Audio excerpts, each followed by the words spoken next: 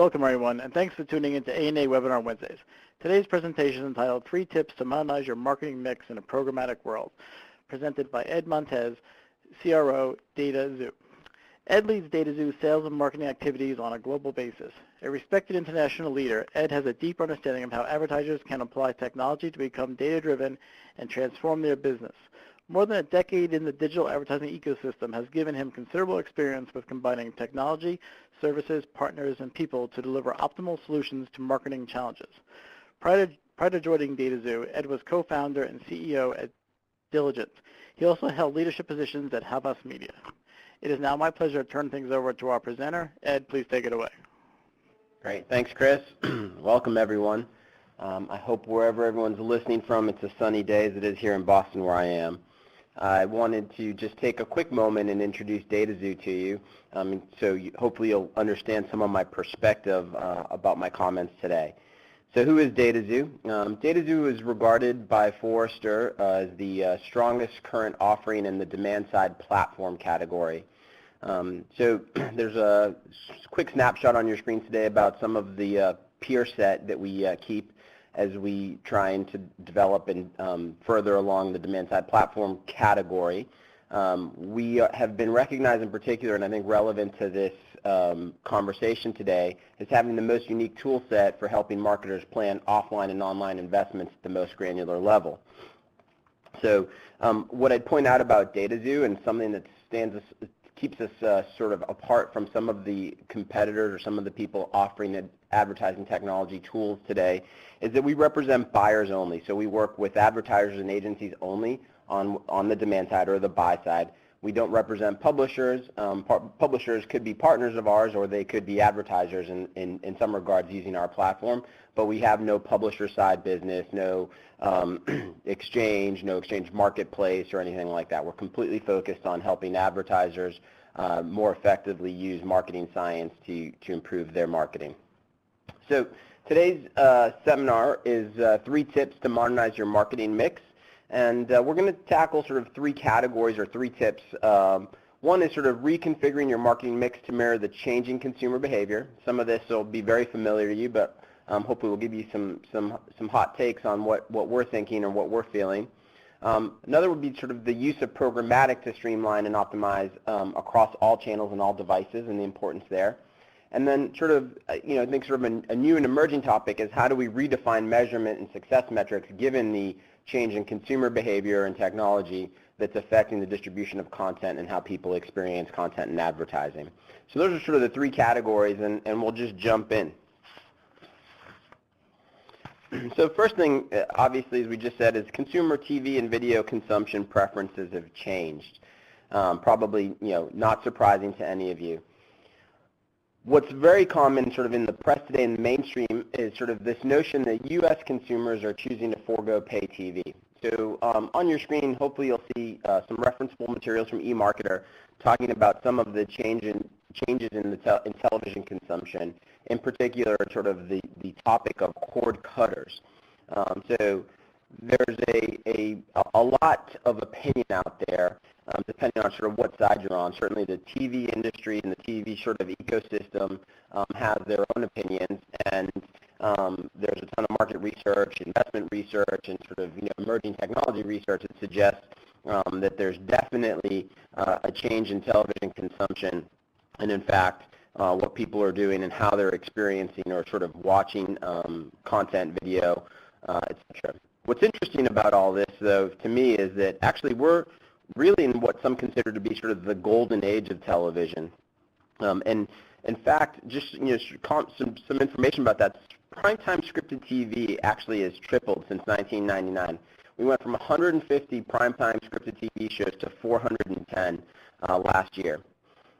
This has there's a bunch of reasons for this, and most of which have to do with the television financial ecosystem in itself, sort of the affiliate fees, advertising fees, and all of the ways that these content producers are making money. It's interesting to note, just sort of as a proof point, something that's probably near and dear to many of us, is the impact that content can have on affiliate fees for cable stations. So from 2007, 2010, again, just as a point of reference, AMC doubled its fees as it launched Mad Men and Breaking Bad in 2007, 6 months apart, and then again when it launched Walking Dead in 2010, some of the most popular shows in the last 6 or 7 years. So the other thing that's going on is that audiences are really taking advantage of sort of this great content and the sort of liberal distribution. So we're seeing the rise of OTT, or over-the-top distribution. The average consumer today watches 18% more TV content than they did in 2000. That's an hour each day more. So some of that is the liberal distribution that we'll talk about, and some of it's population growth. But what we're really experiencing is not a less content consumption, but really sort of the expiration, if you will, of the linear television model, and presumably the bundle as well, the cable bundle. So it's as much about cord cutting as it is about the change in consumer behavior and how people are experiencing the abundance of content that exists today. It goes beyond just sort of the notion of what we would think of as video or television distribution channels to sort of new emerging ways that people are experiencing video. And most notable in this is, in my opinion, is the dramatic increase in social video consumption. Again, this is the shift from TV to video everywhere that we were just referencing. And just, some quick stats. There are probably every day new additional stats suggesting how much content is actually, or video is being consumed or seen on the social channels. But Facebook alone in November of 2015 had over 8 billion video views per day. Snapchat has 10 billion video views per day as of April 2016. This is years and years of television content being viewed on a daily basis. So technologies reshape the behavior, and actually consumers are now, we should think about them and how they interact in a number of ways. One is they're creators of content, and that's sort of enabling some of the social content, but more and more it's professional in nature. They're now much more searchers of content, sort of with so much content in every format, video in every format. Obviously search and discovery has become a much more important sort of category. But as the social numbers show, they're also sharers of content. And I think as we go through some of the other changes, you'll see that we're also bingers of on-demand content as well. All of this leading to sort of more content consumption, but in different forms of distribution, both in terms of technologies, but also in terms of devices, which will become important as we talk about media mix.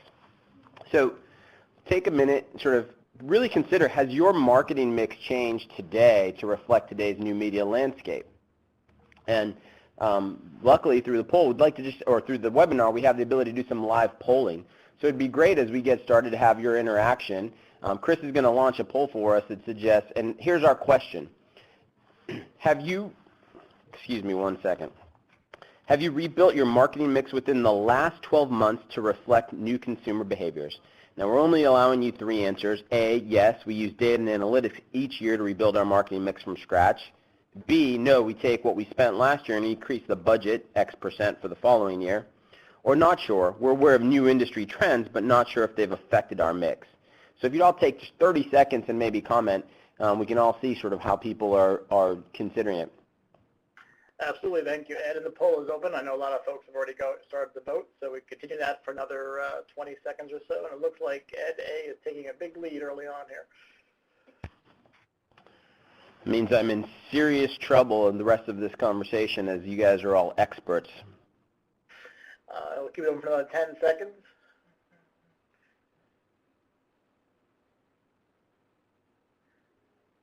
All right, I think it looks like all the votes are pretty much come in, so I will, all right, I will close the poll. There are the final results that everyone can see. Yeah, so as we can all see, everyone, or the grand majority, almost 71% of people on this call are saying, yes, we use data and analytics every year to rebuild our marketing mix from scratch. That's great to know and become sort of really impactful as we get into some of the new measurement techniques at the end of, towards the end of this discussion. So some tips to modernize your marketing mix. Let's talk about reconfiguring the market mix to mirror changing consumer behavior. So we talked a little bit about this already, but let's take one step deeper. This is really about the behavior and some of the, in particular in video, that are the technologies and behaviors that are impacting the changes. So here are some of the topics you see on screen that we'll go through. try and explain some of these really briefly given the time that we have, but really wanted to call them out as huge impacts and drivers of marketing mix behavior, in particular as it relates to television, video, and video everywhere. So, emphasis on mobile video and non-traditional TV. So TV and desktop video consumption is declining. Again, sort of refers to the, or references back to the first part of this conversation in terms of some of the data I provided just in the number of shows, the amount of time, the amount of time increased watching content. What's interesting here is actually that we're seeing, and again, reference eMarketer here on the right-hand side of this screen, how people are experiencing digital and video and the change that's going on over sort of this time frame from 2012 to 2017. So again, very notable, and sort of notable as you start thinking about both measurement and mix, that by 2017, time spent viewing mobile video per day in the U.S. will be almost 2 times desktop. This poses a huge challenge for us, sort of traditional digital marketers, if you will, if such thing exists as a traditional digital marketer, but some of the inadequacies or sort of inabilities to measure or to track in mobile, the lack of cookies in some defined spaces, some privacy considerations, etc. So really very interesting that sort of the way that the consumption pattern is changing, and really important as we can all consider that we're fighting for consumer attention here. And the change in consumer behavior, I think, is also important to note, is sort of changing the distributor's role. So we talked a little bit about the impact at the very outset of the change in the television industry, the sort of expiration of the linear television model, if you will, or perhaps the change in sort of the way cable and sort of channels are distributed through the bundle. What I think is interesting here is that the role really needs to change in terms, regardless of who you are, whether you're a social provider, whether you're a sort of full-scale distributor, say like a Netflix or YouTube, or even perhaps a Snapchat or someone else in niche categories. What's really interesting about this is that you can consider that we are all trying, or all of those publishers, if you will, or distributors, are trying to build feeds. And I think this concept of feeds is important because we're, as we say, we're battling for consumer attention, and what we're trying to do is actually serve viewers nonstop hours of entertainment now. But now they can consume it in sort of in their choice, right? So their behavior is now, we're providing the content, and now people are able to consume it in any way, shape, or form that they want, including sharing it. It's interesting that the importance of feed, or if you think of sort of the importance of the gateway to content, and don't have any definitive opinions on this, but certainly some of the digital companies have been super aggressive. Maybe notably Facebook, as it impacts advertising and sort of closes itself off. If you want to do business with Facebook, more and more you have to go through Facebook's front door. They're not explicitly an open ecosystem. Why I think this is interesting is because it's somewhat reminiscent of cable, except sort of at a higher power, if you will. But the more content that's available, what we've seen from cable channels and cable systems, so sort of at the turn of the millennium, about 50 channels per household was the average available on the cable system. Today, about over 200 channels. What's super interesting is that the average household only watches 4 more channels, even though there are 150 channels added in that time period. So again, as we think about the change in sort of technology, the roles of distributors, and the roles and impacts of walled gardens on our media mix, and how we plan media and how we consider sort of gaining attention from consumers, it'll be interesting to see just how broad the mix needs to be, and what are the pros and cons of that in the sort of the digital future, if you will. Again, consumers are embracing mobile. There's some graphs on your side just to source them. They come from a number of different places and different providers. The graph on the left is from AOL and the Millennial, and on the right is from Brainshark. It's interesting to note sort of the importance of, or the continued importance of sight, sound, and motion. And I think this is, again, as a digital marketer, someone who spent most of their time in sort of the digital area, video has had a profound impact in sort of what we're seeing in the last, I'd say, 24 months, and movement away from banner ads or static images, sort of to more programmable sight, sound, and motion advertising, both in the forms of video and obviously even advanced rich media as well. and in new formats that are also emerging, like native ads. And you can see, again, sort of this notion that consumers are sharers strikes at sort of the virality of an ad potentially and what they are willing to share versus sort of the traditional banner ad and how that sort of presupposes and how people interact. So that's focused on content, but we've talked about sort of a lot of content, but really what we're seeing is that device is also massively impacting attention, right? So again, this notion that the mobile phone or mobile devices becomes very important. So there is a sort of issue, if you will, sort of, when does video go wrong? And I think this is sort of just important to stop and take note that while video is emerging in new forms of distribution, we also, we're also sort of experiencing sort of some growth hurdles and some growth bumps. So here are some common mistakes that we've observed working with clients, but also that there are definitely common issues in the industry. So one common mistake is serving the same pre-roll video multiple times during a content series. So if you have multiple interruptions for ad, depending on the video sort of format, if you will, having the same ad repeat itself is a really poor user experience. Another one which makes tons of sense is sort of the notion of a long ad format versus a short video format. So are you running a 30-second spot or what was a 30-second spot in a video that's 2, 3, 4 minutes long? And what's the ideal time? Ideal time probably varies by format and device that someone's consuming it. So again, you need to be almost programmable or responsive in nature, but anywhere between 6 to 13 seconds if it's short form content versus the ability to take on 30 seconds or longer, depending on the quality of the content and the length of the content that's being observed. Obviously, be careful of your aspect ratios, the online formats, make sure that the quality, the quality in which consumers can now consume video on their mobile devices, on their laptops, on their whatever screens that they're observing, including, smart televisions and others. Make sure that your video content is of equal quality to the device.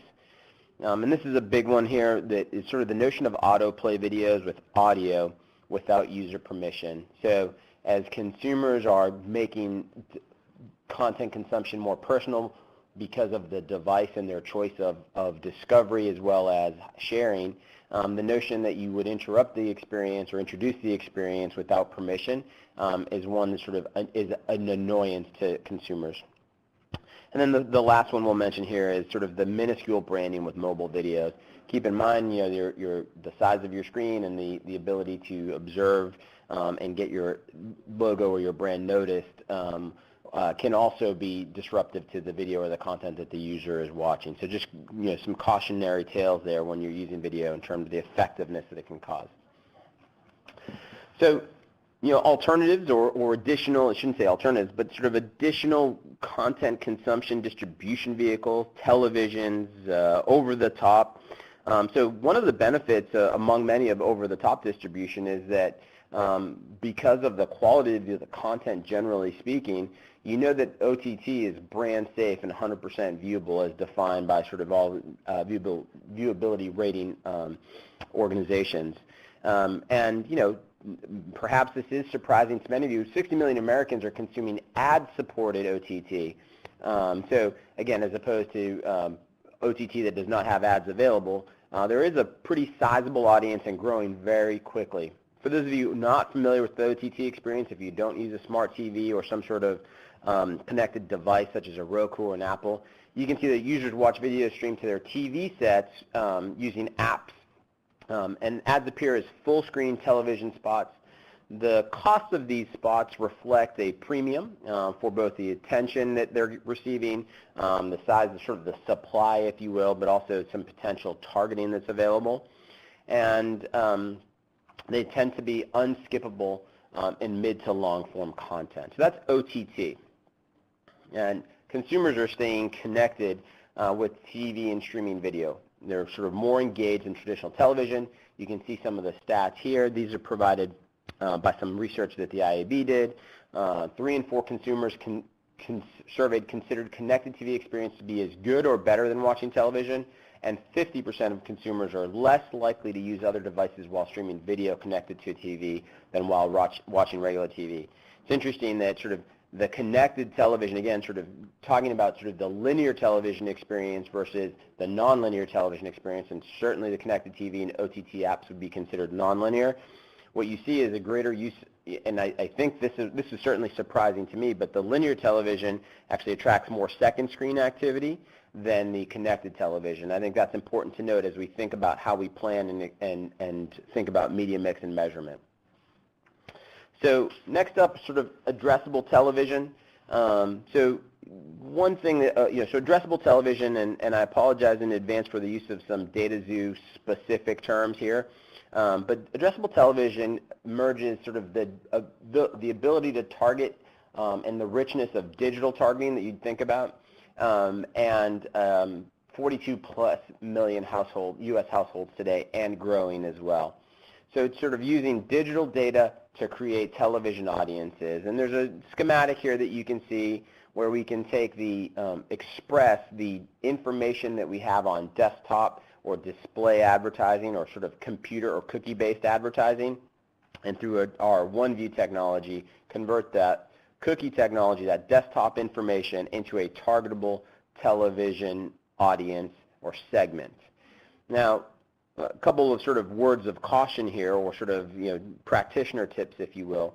One is we need to stress the importance of having a data strategy, whether you're doing addressable television today, thinking about doing it in the future, or not thinking about it at all, but want to sort of reserve the optionality. It's a data strategy is super important. It's about not just about how you would use the data, but certainly around sort of the collection of data as well.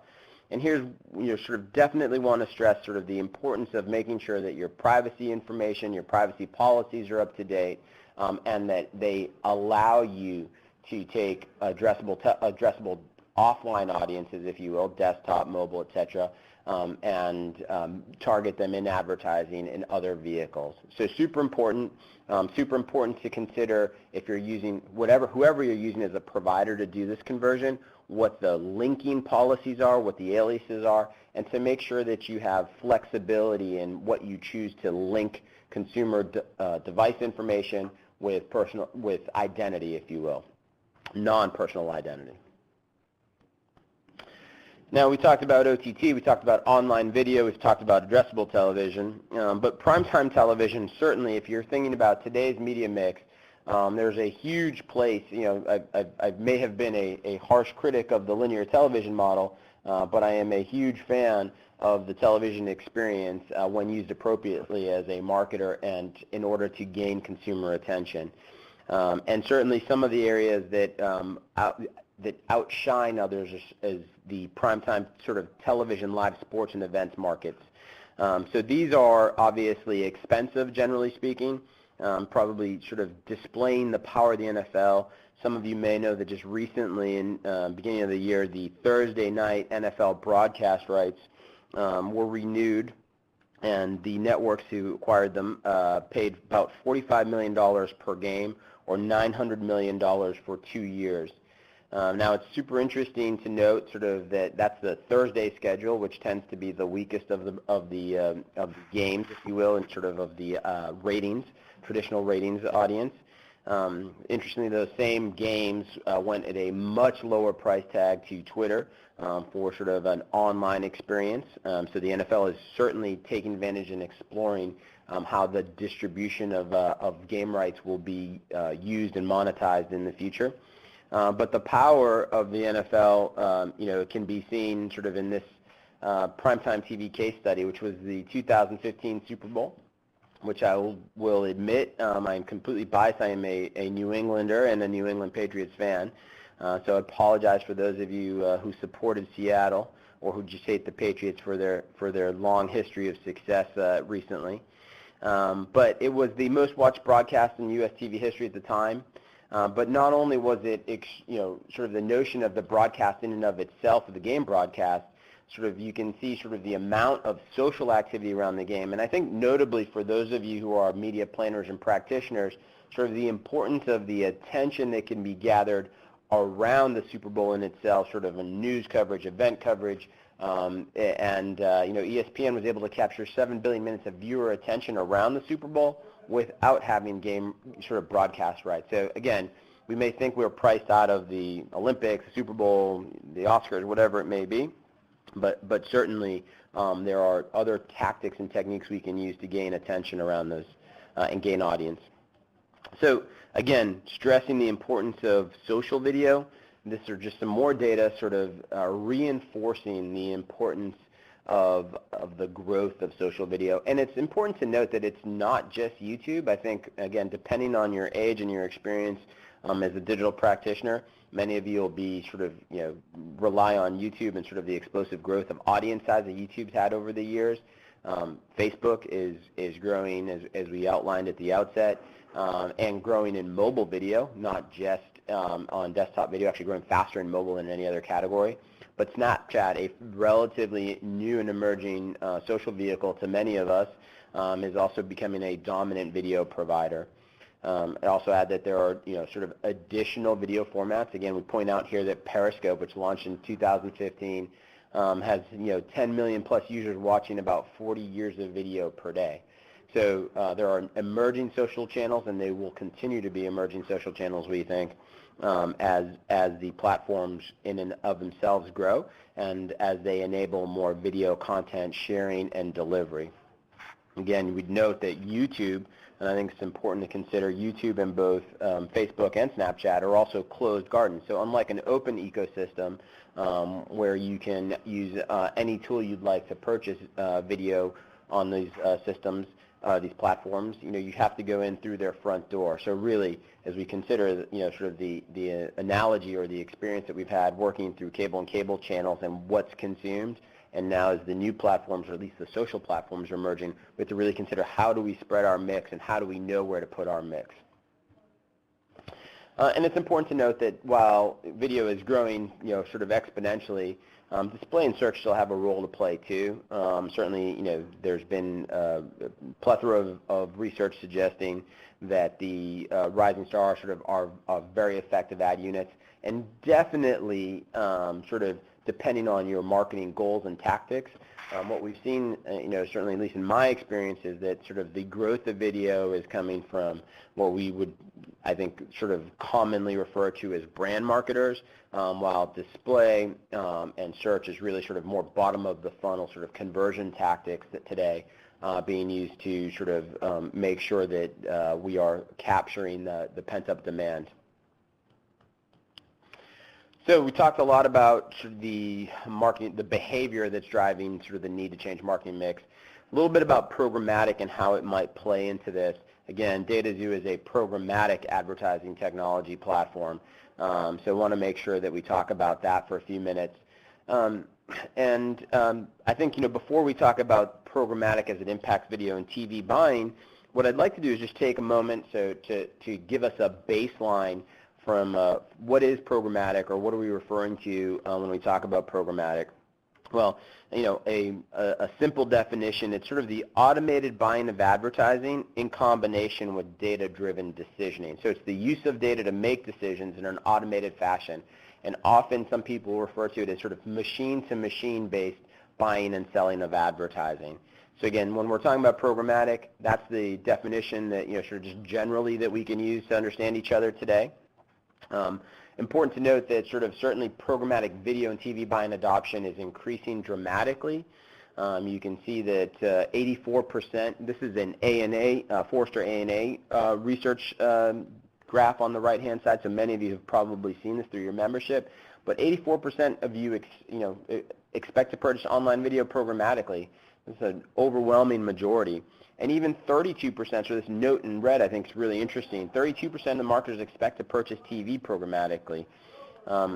We've seen some big moves, sort of as we all recognize we're in the midst, or maybe sort of approaching the end of the upfront season, and certainly IPG Magnum made some huge noise by taking a substantial, I think it was $250 million from their sort of buying cash and moving it to YouTube to purchase programmatically. That's in addition to anything else they might do that would fall into the categories we're referencing here. So this is very real, and that's some real evidence of what's going on.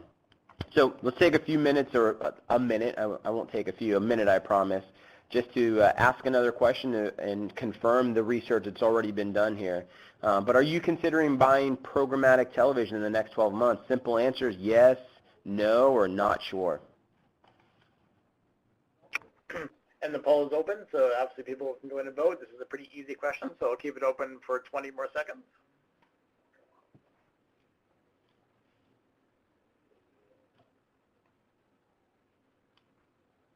A little bit more decision between two answers here, Ed. Yeah, well, certainly some of you may be attending this in the hopes of gaining some more confidence in whether you're going to buy programmatic television or not. So I hope that we're giving you a little more information. But certainly it looks like 52%, almost 53% of you are considering buying television programmatically. And actually about 37% are unsure at this time. Yep. So I think I'll go ahead and close the poll, and that's pretty much how the results ended up. Great. Thank you, Chris. So a couple of notes of caution, or sort of just advisory notes, if you will, as we're just on programmatic television. Here we refer to as PTV. These are important. One thing is, like, while we're talking about programmatic and the automation of television, it's still early days in terms of programmatic television. If programmatic marketing and media buying is maybe in the, to use a baseball analogy, the third or fourth inning, I would say that programmatic television is in the bottom of the first. So it's not fully automated. Addressable television can be bought from MSOs and often done via managed service. So there are systems communicating, but there's a lot of manual intervention still involved. Some of that has to do with sort of the chicken or egg dilemma that your brand agency networks and data partners have of sort of moving away from legacy practices. So there's still a lot of process that needs to be sort of developed, if you will, in the space. One thing to note too is if you're thinking, hey, well, this will be a great way to sort of get real personalized or programmable content out to people, that's absolutely true. It's also more expensive.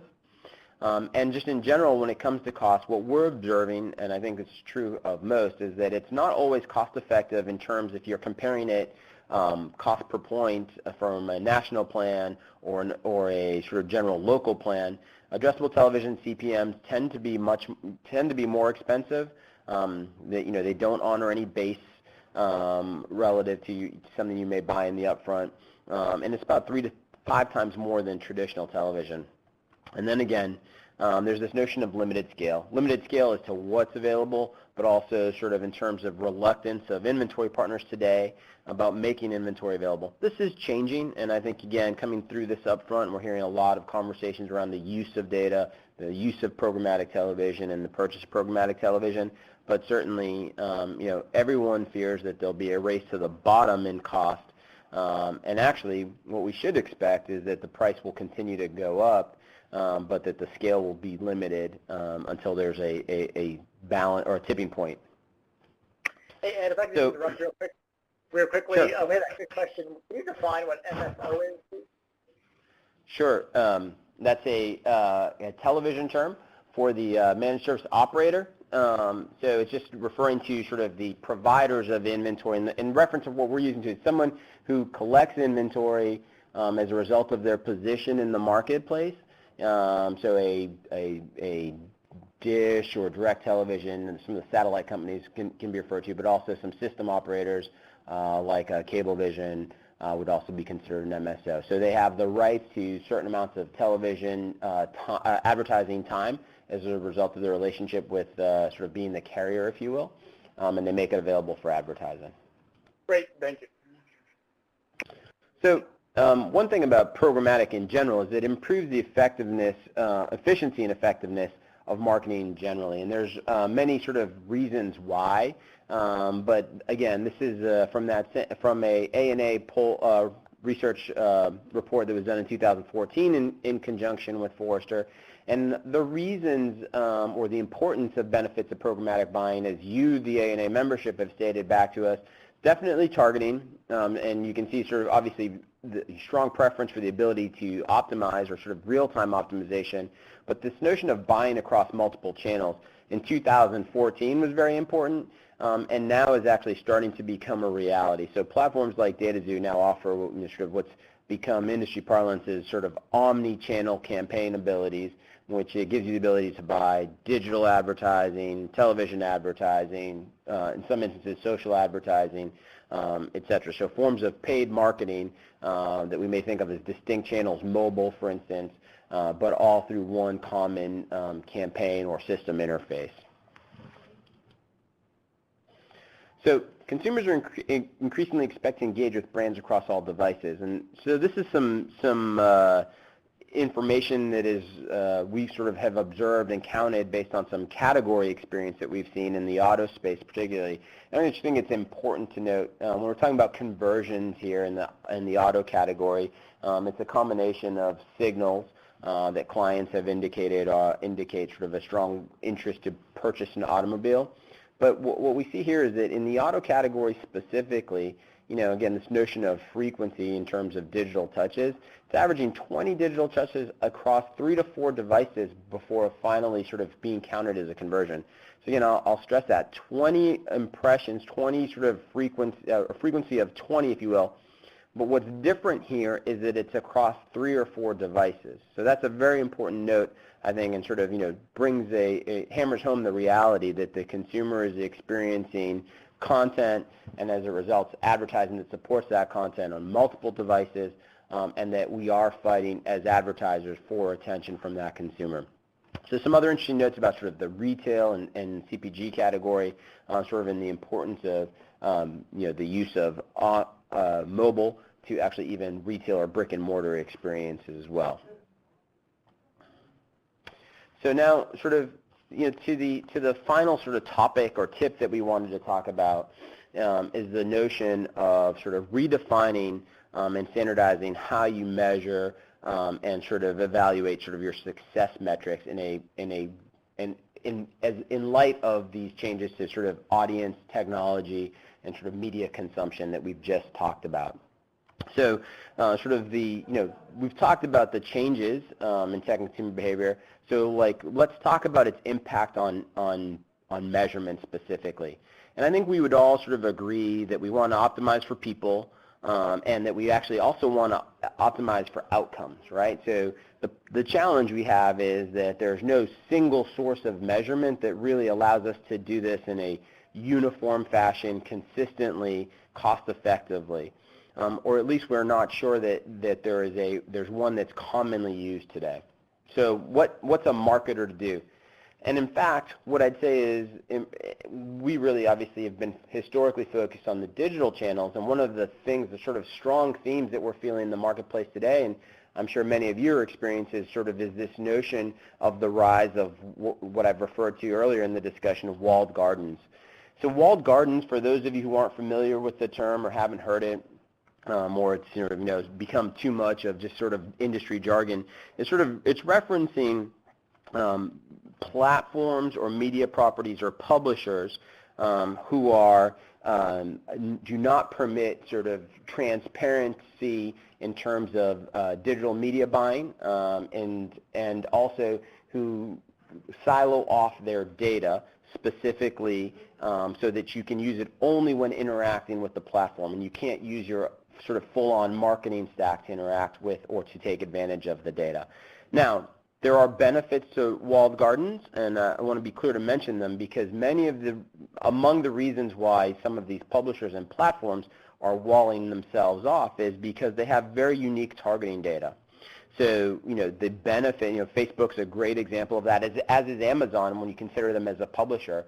Facebook has sort of more precise and sort of micro-segmented data on any one user, on its users than perhaps anyone in history, and Amazon has probably more precise consumer consumption data than anyone in history has ever had.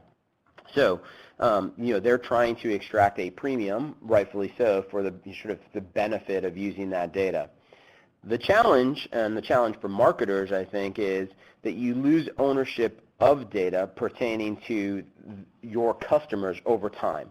So as you put data into these systems, as you use these systems, not only do you have sort of the friction of having to go through multiple entry points, multiple technology systems or transactions, if you will, to purchase all of these unique walled gardens, but you are also starting to create a dependency on them for consumer insight. So they're in control of your consumer insight instead of you, the marketer. So it's sort of, there's these channels of, so how do we unsilo these channels, and how do we sort of get the best and sort of how do we decide where to invest the next dollar and decide what the right KPIs are. One thing that we can probably all agree on this call is that, or in this webinar, is that channel-based marketing leads to poor performance. Lots of reasons for that. I mean, I referenced to you sort of the use of sort of the auto data that we saw here at dataxu, sort of frequency of 20 across 3 to 4 devices. Well, one of the challenges when you're in channel is that you could get your reach and your frequency wrong, for sure, your frequency in particular, but you can also get inconsistent messaging, missed opportunities if you don't have an omnichannel approach or can't have an omnichannel approach. You could have the wrong messaging. In essence, it all leads to low engagement with the consumer. So those are some of the challenges in a channel-based approach. You can have consistent measurement in channel with the channel-based approach, but you have inconsistent measurement across channels, right? So siloed cross-channel ROI measurement has 3 major challenges. And we don't think that any of the 3 sort of major industry solutions, or I shouldn't say 3, that none of the industry's most popular solutions meet all of these requirements. So one is causality, right? So in measurement, sort of ROI measurement, we want to make sure that the media spend is causing the observed results. We're not looking for correlation, we're looking for causality in today's world. We want to know that a dollar spent is returning something for our investment. The second is efficiency. So we need to work within the constraints of budget, time, and feasibility. So there's some very good tools, and we'll discuss some of them, and sort of figuring out, sort of the how to media mix model, if you will, sort of using econometrics or some other techniques. But as we know that they're expensive, they're timely, and they may be unfeasible depending on the size of your marketing budget or size of your opportunity. And then coverage. So one of the challenges, obviously, sort of just referenced in channel-based marketing is that it's hard to have uniform coverage in sort of an apples-to-apples way across some of these channels. Some of those reasons are technology-based, some of them are transparency-based, etc. Now, MarketPulse is a product that dataxu developed, which is based on experimental design as a technique, and we'll talk about that in a little bit. But that is, again, a dataxu term, and we think it helps to solve the ROI challenge. I'd never claim that there's a single tool that will solve this challenge for a marketer, but we think this is one of the tools or one of the techniques, even if you're not using the dataxu product, that you should consider. And I think you'll be hearing a lot more about experimental design in sort of the, certainly in sort of the marketing academia in the near term, because it really takes advantage of the power of computing and the amount of data that's available today.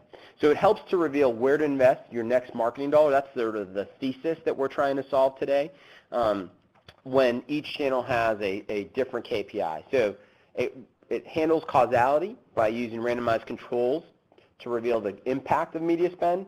It handles efficiency through multivariate testing, so you can go faster and cheaper than your traditional A/B tests.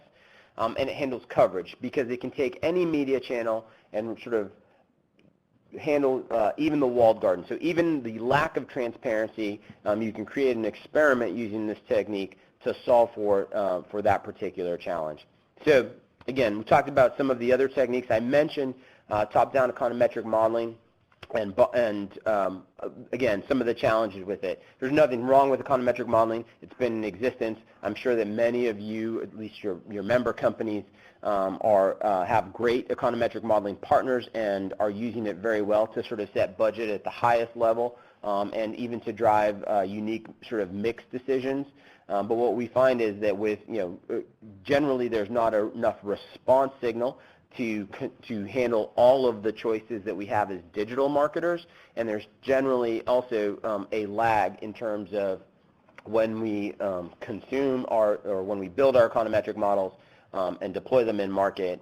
And you could have an emerging platform like a Snapchat or a Periscope or something like that take great consumer attention, and it wouldn't be considered in the model. So that's some of the weaknesses in econometric modeling. Lots of strengths, but certainly the length and the cost and the need for a certain amount of response are all some of the soft points there. And the bottom-up approach to the attribution modeling that many of you who are, if you've been in the digital space, or if you have someone advising you in the digital space that you're very familiar with, is really about that impression level decisioning that can be done because you have transparency at both the user and the impression level. So it informs your tactical optimization within each media channel. Now the challenge with attribution models, regardless of whether they're fractional, last touch, it almost does not matter, is the notion that in a walled garden environment, you are not getting that level of transparency. So you cannot, it's notable, right? So for instance, in the last 12 to 18 months, actually companies as large as Google have stopped permitting your data management platforms from collecting the information needed to do effective attribution modeling. Facebook does not allow for the tracking required in order to do attribution modeling unless you're using the publisher tools, right? So again, that's probably true of anyone who has publisher-based tools for buying. One of the concerns that we should have is buyers and planners of media in this instance is whether there's any native bias in that tool. And the challenge is if there's no transparency, there's no way for you to evaluate whether there is bias or not. So it's important to note that some great brands, and this quote from Marriott captures some of the sentiment here, is that they're looking at the overall journey. And I think that there's been plenty of press certainly discussing the notion that we need to think through the impact of digital from a zero-based basis, not just as additive or as a reach adder or an impression adder, if you will, to our media mix. So how does this work? How does a experimental design work, and how do we do it here at dataxu? So I'm showing you some screenshots of our product. Again, I'm not aware of other products like this in the marketplace, but certainly experimental design is an entire school of thought and gaining huge ground in marketing science all the time. So the first thing that we do is we turn your media mix into randomized controlled tests. So what does that mean? This is an example of two channels. I believe the light blue is actually represents a display channel, and the green represents a mobile, but you can imagine that you would have a channel that could represent video, you could have a channel that represents social, or even specific walled gardens like Amazon, Facebook, YouTube, etc. It almost doesn't matter. What we need to know is that you have a budget against these channels, and that we can distribute that budget, create variation in that budget by channel, by week, so by a period of time, in this instance a week, and by a marked geographic unit, so a city, if you will. And what the system does, or how you create, first thing we do is we create this experimental design. So we never use less budget in total, but so this is a working media experiment, if you will. What we do is we randomize each individual channel and have controlled tests. So at any one point in time, you can see that perhaps the spend in display is greater than the spend in mobile, etc. And again, the more channels you have, the more complexity, the more multivariate these become. But this is just a simple execution to help understand it. Once you've done that, once you've collected that, and we think that these run for, on average, we think you can run a test in about 12 weeks, depending on the number of channels and the number of geographies that you're experimenting with. But once you've done that, what you can do is you can see here we can do some analysis, and what the slide on the screen represents are the blue dots represents the results of any specific experiment that was done. So display by in a certain geography, certain amount, and they also represent sales. So the important thing to note here is that the data that's being used here is completely within the marketer's control. You should absolutely know, hopefully with great detail, how you're spending your money by channel, and you should have either real sales data, obviously in preference, whether it's an ERP system or depending on your industry and your business, however you sort of account for your sales, or some proxy. We've worked with some marketers in certain categories where they have poor access to real-time sales data, but there are third-party systems like, for instance, the IRIs of the world who account for, say, packaged goods sales over time. So we use those as representative of sales in market at a particular point in time. We record all of these individual experiments, and we can actually plot a curve which represents sort of the most efficient frontier for your media spending.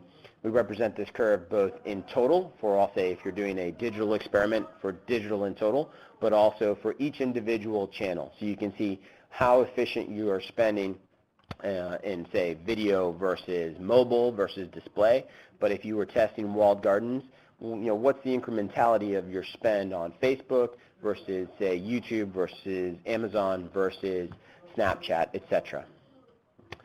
I'd point out that one of the most exciting parts of this, I think, when I talk to marketers, is that once you've done these experiments, you can then sort of start to build, we provide for you, but you can build scenarios based on increase in budgets or decreases in budgets or keeping your budgets flat.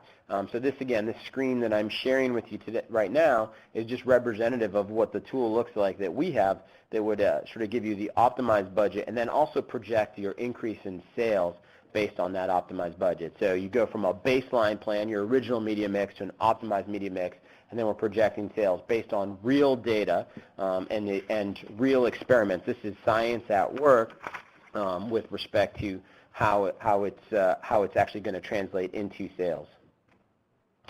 So we've worked with many advertisers doing this. This is just sort of very quickly an example, sort of proof point for you. If you're in the auto category, this is something that we did with Lexus and their agency specifically, who wanted to understand the best way to invest across multiple markets, 110 in this instance, where Lexus was present.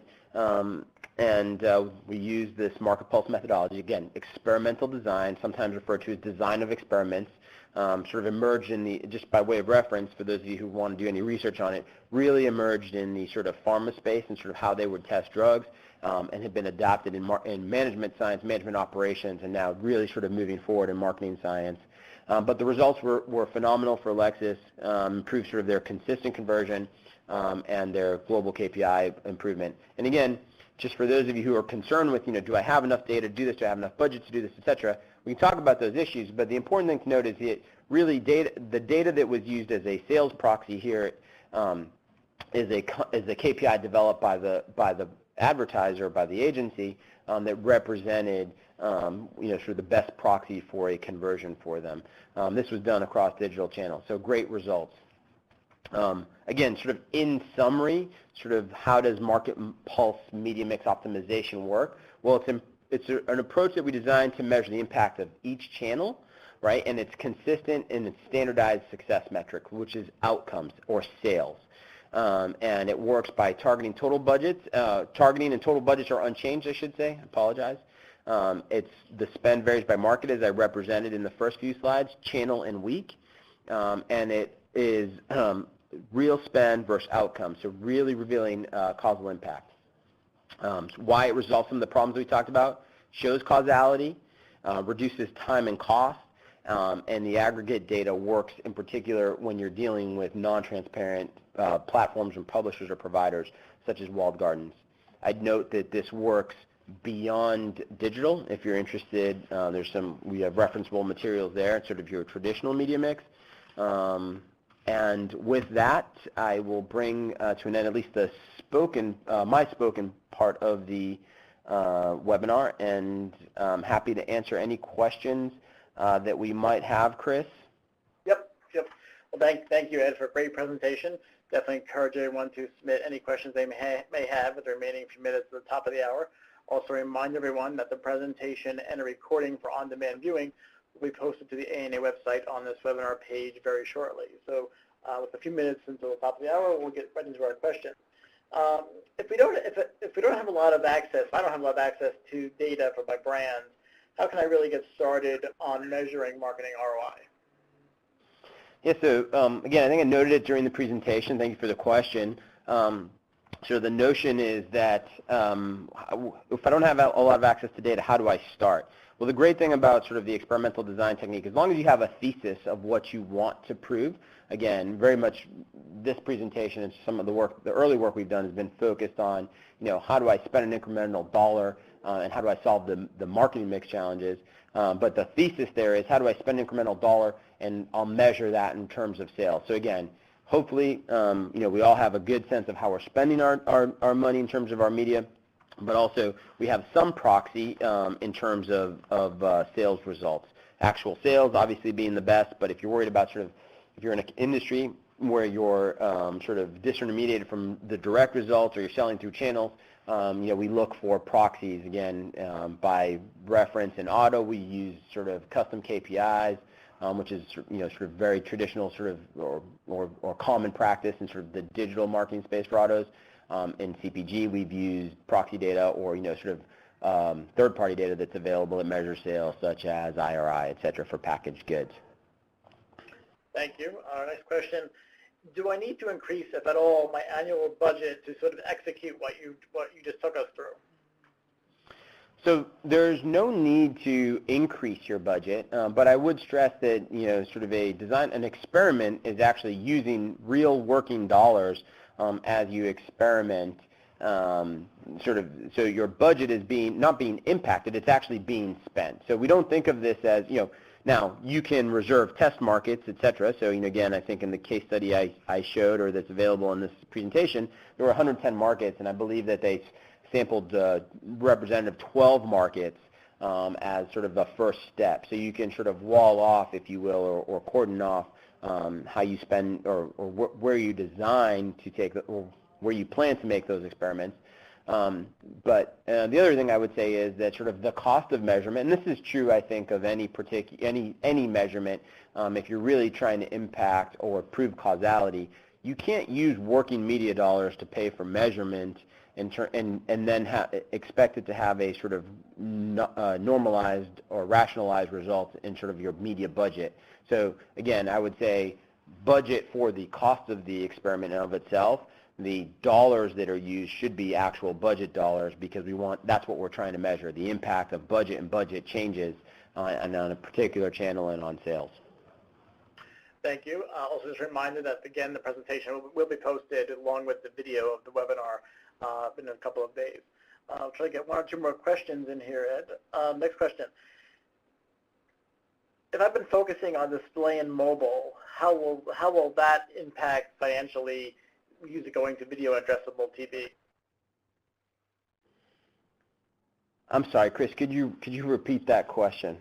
Sure. If I've been focusing mostly on display and mobile advertising, and now I want to move to a video addressable TV, is the expense going to be at the harm of display and mobile?